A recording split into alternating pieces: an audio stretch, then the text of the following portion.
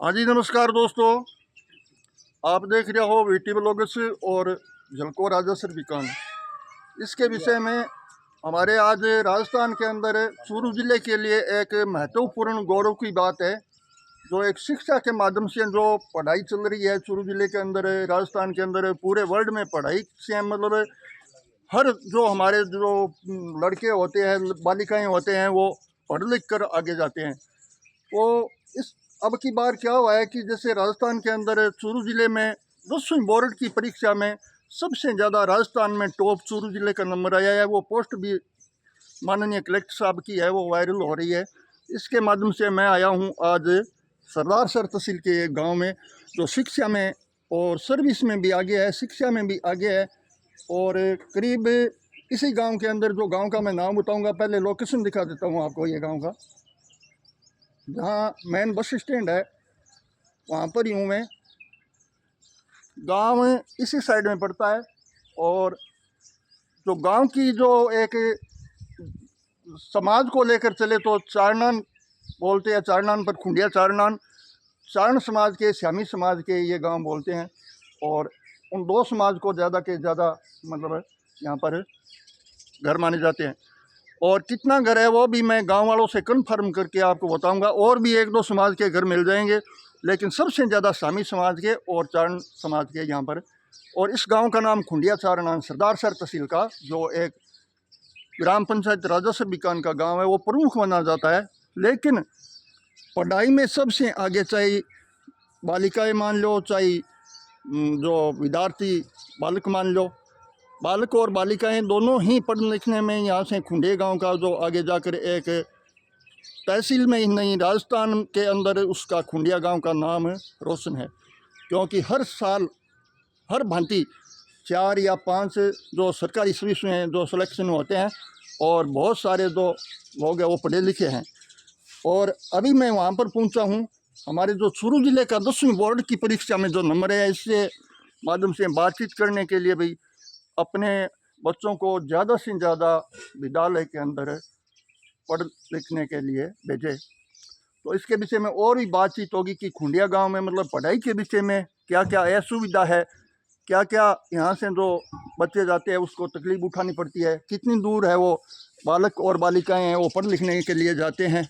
अभी छुट्टियों का टाइम है और अभी 1 जुलाई से विद्यालय भी खुलने वाला है। लेकिन खुंडिया गांव की क्या चाहत है अभी पढ़ाई के विषय में, वो हमें ज़रूर बताएंगे। भाई साहब जी हमारे सामने मौजूद बैठे हैं, गांव वाले बैठे हैं, और भी इसी साइड के अंदर सारे बैठे हैं। उससे मैं बातचीत करूंगा और पूछेंगे। भाई साहब जी राम राम है। क्या नाम पूछ सकूँ मैं आपने? ईश्वरदास जी। ईश्वरदास जी, अभी जो खुंडिया गांव के अंदर जो विद्यालय है, सबसे पहले तो विद्यालय की बात करते हैं। अच्छा, और कुशल मंगल हो? तो बीकानेर रहो तो फेंटे की बात कर ले कि फेंटे का बड़ा शौकीन हो आप? फेंटे का बड़ा शौकीन हो? फेंटा कितने सालों से बांध रहे हो? 10 साल। बहुत अच्छा लगता है फेंटा, क्योंकि आज हमारे तो फेंटे की एक राजस्थान की आन बान शान है, राजस्थान की एक पहचान है फेंटे की। बात करते हैं, बख्शीदान जी बैठे हैं यहाँ पर, गांव के प्रमुख है। बख्शीदान जी से बातचीत करेंगे। और बख्शीदान जी है वो परिवहन निगम में भी गवर्नमेंट सर्विस किए हुए हैं। राम राम साहब। राम राम साहब, राम राम साहब। सबसे पहले तो बख्शीदान जी आपका बहुत बहुत स्वागत है हमारे चैनल के माध्यम से। अब बात करते हैं हमारे जो राजस्थान के अंदर चूरू जिले का 10वीं बोर्ड परीक्षा में नंबर 1 रहा है चूरू जिला। इसके विषय में खुंडिया गांव की जो बातचीत करेंगे कि भाई खुंडिया गांव के अंदर विद्यालय कितनी क्लास का है? 8वीं तक। 8वीं तक ही? और खुंडिया का जो बच्चे हैं, बालक हो चाहे बालिकाएं हो, पढ़ाई लिखाई में कितना आगे, वो आप बताइए। हमारे बहुत आगे है। हर साल पढ़ाई के अंदर नौकरी में नंबर आता है तो खुंडिया गांव का आता है। 5-4 हर वैकेंसी निकाले है। सबसे पहले घरों की आबादी की बात करें, कितना घर है खुंडिया गांव के अंदर? लगभग 100 घर है। 100 घरों की आबादी में। और आपकी पंचायत, ग्राम पंचायत कौन सी है? राजा सर राजा सर बिकान। राजा सर पंचायत में आपने सुना होगा कितना घर है? उसमें कम से कम है तो 1100 घर है। 1100 घरों के अंदर है, और 100 घरों के अंदर पढ़ाई में कितना अंतर है ये बताइए। इसमें बहुत अंतर है। मतलब खुंडिया आगे हैं। खुंडिया ये मैं सुनकर आपके पास में आया हूँ, खुंडिया सबसे ग्राम पंचायत है, उससे मतलब नौकरी में मान लो या कहीं पढ़ाई में मान लो सबसे आगे है। आगे है। तो सबसे आगे है, तो यहाँ पर 10वीं में चूरू जिला 1 नंबर में रहा है। तो मतलब 10वीं के अंदर जो खुंडिया गांव की एक पढ़ाई 10वीं, हर क्लास 10वीं गांव की मतलब स्कूल है वो 10वीं से 12वीं होगी, या 8वीं तो रही भी नहीं है, फिर 8वीं क्यों है? हमारे गांव में तो 8वीं है, छोटा गाँव है। अभी इस समस्या के माध्यम से, सबसे बड़ी समस्या इसके माध्यम से आप क्या कहना चाहते हो? हम तो यही कहना चाहते हैं कि या तो हमारे स्कूल है कि आगे बढ़ाई जाए, नहीं तो हमें परेशानी होती है। हम बच्चों को सरदार शहर पढ़ाते हैं, वहाँ मकान किराया लेके रहना पड़ता है, या यहाँ से कोई साधन में ले आना जाना पड़ता है। प्राइवेट स्कूल भी है हमारे एक है यहाँ, लेकिन वो कोई स्कूल की नहीं है। मतलब सरकारी 8वीं ऊपर साधन कोई नहीं, कोई साधन नहीं है दोस्तों। और अभी जो इसी पीरियड में 2025 में मतलब सरकारी सर्विस में सिलेक्शन कितना लड़का का हुआ है? अब 3 तो डॉक्टरों का है। अच्छा, इस अभी जो रीट वाला पेपर आनी, हम 3 तो डॉक्टर का है, एक डॉक्टर को पहली हुई। और गांव के अंदर लोको पायलट और रेलवे में, बिजली बोर्ड में, पुलिस में, टीचर, काफ़ी सर्विसमैन हैं।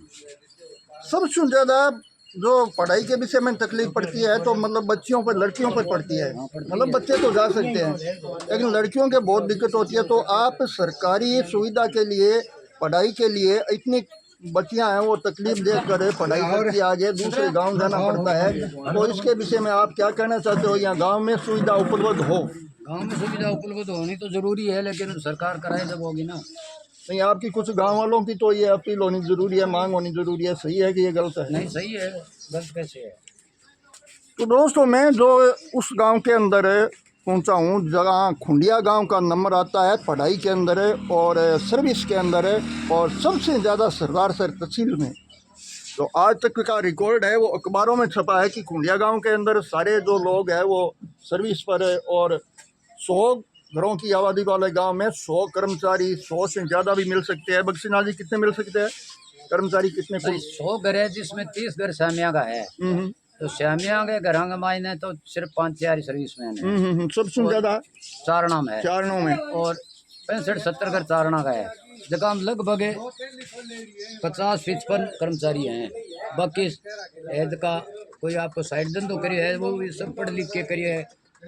मतलब गांव है वो शिक्षित माना जाता है, शिक्षित है खुंडिया गांव है वो शिक्षित माना जाता है और शिक्षा में आगे है। लेकिन शिक्षा में पढ़ाई करने का साधन, सरकारी साधन कमजोर है। ये सबसे ज्यादा रिजेंट। अब इसलिए मेरे पोता पोती पढ़ रहे हैं। हमने सरदार शहर मकान लेके मेरे बहू को, मेरे पोतों को वहाँ छोड़ रखा है। हम दोनों नौकरियाँ दुख पा रहे हैं। मकान किराए का पैसा देकर मतलब पढ़ाई के विषय में भाई बच्चे शिक्षित हो जाए, यही तो भावना है। यही बच्चों का आगे भविष्य शिक्षित हो है। लेकिन इसका जो वजन है पढ़ाई का, मकान किराए का लेना, वो माता पिता पर पड़ता है। क्यों? अब वो भी पड़ता है, लेकिन हम बूढ़े आदमी यहाँ घर अकेले परेशान हो रहे हैं तो हो रहे हैं, रोटी आटा बनाते हैं। और हर इंसान की भी इच्छा यही होती है कि गाँव के अंदर अगर पढ़ाई का साधन बन जाए, 10वीं 12वीं का विद्यालय होना जरूरी है हर गांव के अंदर है। लेकिन खुंडिया गांव के अंदर आज भी 8वीं बता रहे, 8वीं है। 8वीं स्कूल है।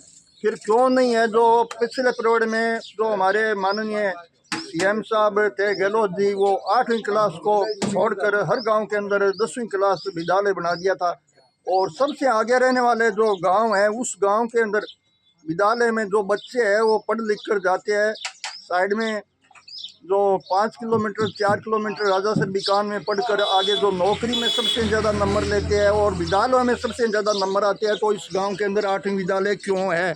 सबसे बड़ा सवाल उठ रहा है। और भी ग्रामवासी है, उनसे बातचीत करेंगे। बैठे हैं यहाँ भाजी। राम राम है। राम राम राम राम। तो आपने जो गाँव राजा टाबर है, जो पढ़ने वास्ते साधन के यहाँ बताओ मैंने। साधन है, साधन बारी राजासर है।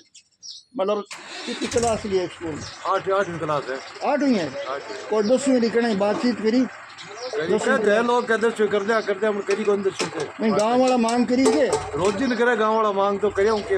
अच्छा, रोजी ना करे, लेकिन ये गांव की मतलब पढ़ाई के विषय में बातचीत करें तो दूर जाना पड़ता है हर जो बच्चों को, और तकलीफ उठानी पड़ती है। भाई साहब जी राम राम है। यहाँ ये गाँव गई हो, कितना पढ़े लिखे हो? मैं खुद तो पढ़े लिखे बने, लेकिन अच्छा, बच्चा तक से बच्चा शिक्षित है। बच्चा है वो कौन सी क्लास में पढ़ रहा है? मेरा 3 बच्चा सर्विस में है, सर्विस में मेरे 3 बच्चे। 2 लड़का 1 बहू सर्विस में है। अच्छा अच्छा, आप नाम पूछ सकूँ मैं? बिरबलदास। बिरबलदास जी, बिरबलदास जी, आप अपने परिवार को शिक्षित किया है, पढ़ाया लिखा है, तो मतलब विद्यालय है वो यहाँ पर सबसे कमज़ोर बता रहे हैं। 8वीं से ऊपर कोई साधन नहीं है? मैंने सरदार शहर में पढ़ाया। अरे सरदार शहर में पढ़े तो भी वजन तकलीफ तो आप नहीं देखनी हो। बचन तकलीफ तो देखना पड़ा ही। तो मतलब इतना विद्यालय से मतलब पिछड़ा हुआ ये गांव है वो खुंडिया, सबसे ज़्यादा सर्विस में भी ये गांव आगे आए हैं, हाँ, सर्विस। पढ़ाई लिखाई में भी आगे आए हैं। फिर विद्यालय में जो साधन है विद्यालय का इस गांव के अंदर, सरकारी साधन, ये पीछे क्यों है? वो तो छोटी बस्ती के कारण है, वोट थोड़ा है। किसी से मांग करते हो तो वो मांग करते हैं तो एक बार कहते कर देते हैं, सुनाई नहीं करते हैं। सबसे बड़ी समस्या ये है। चुनाव आता है जब कहते बना देंगे, चुनाव टीचर बात आपकी इसमें क्या राय है हमारे गांव के अंदर बच्चों के लिए? अभी जो मैं बात कर रहा हूँ वो बोर्ड की परीक्षा 10वीं परीक्षा गई है, उसमें सबसे ज़्यादा चूरू जिला है वो आगे उत्तर रहा है, सबसे ज़्यादा नंबर बना है चूरू जिले का। राजस्थान के अंदर चूरू जिले का नाम आया है, और आपके पास भी जो एक कलेक्टर साहब की अपील है वो भी आपके पास में आ जाएगी। लेकिन उसका ये कहना, जो कलेक्टर साहब का आदेश है कि अपने बच्चों को ज़्यादा पढ़ाए, ज़्यादा शिक्षित करे, लेकिन ज़्यादा करे कहाँ पर? विद्यालय नहीं होते हैं वहाँ पर इस गाँव विद्यालय तो हमारी तो ये इच्छा है हम्म। कि 12वीं तक विद्यालय हो, अच्छा टीचर हो, तो हमारा गांव और आगे बढ़े।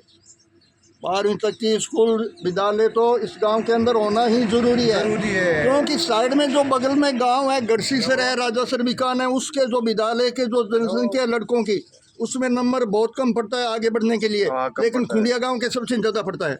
यही बात है। सबसे ज्यादा। तो दोस्तों इस यहाँ प्राइवेट बसें चलती है, बच्चों के आने जाने में बहुत ज्यादा तकलीफ होती है। प्राइवेट बसें चलती है, यहाँ पर आने जाने में दिक्कत होती है। कॉलेज वगैरह जाए तो भी कॉलेज है वो यहाँ से 35 किलोमीटर दूर पड़ती है, सरदार से लगता है। यहाँ जो मास्टर है वो भी अच्छा नहीं है वो। हाँ, अब बोलेगा क्योंकि बोल कर सुनने पर उसके बाद में थोड़ा। यहाँ जो मास्टर है वो भी अच्छा नहीं है। छोटा बच्चा है कहीं घर से कोई प्राइवेट, कोई राज्य से, कोई शहर पढ़ा हुआ है, छोटा बच्चा है देखो एरिया में सबने सरदार शहर घालना पड़े।